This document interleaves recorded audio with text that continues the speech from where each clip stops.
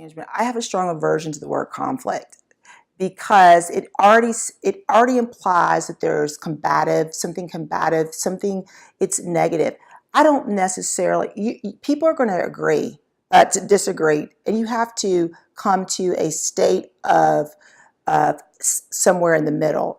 And so whether you're talking about an employee, where they come to you, and this has happened often in my organization, where employees will come to me and they'll say, hey, Rachel, this has happened, this and that. The first thing you do is just listen without interruption, understand it. You repeat back, okay, so what I understand the problem is this.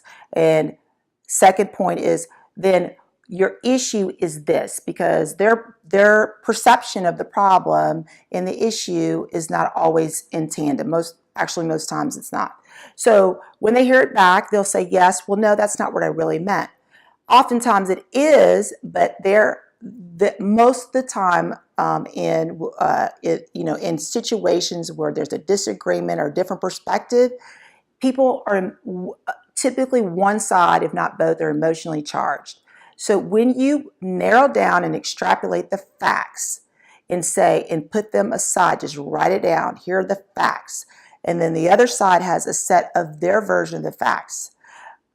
How you reconcile those is just that. It's like, these are the facts, because oftentimes, because everybody's in the haste and pace of trying to get their job done, ultimately, we're all trying to accomplish the same thing.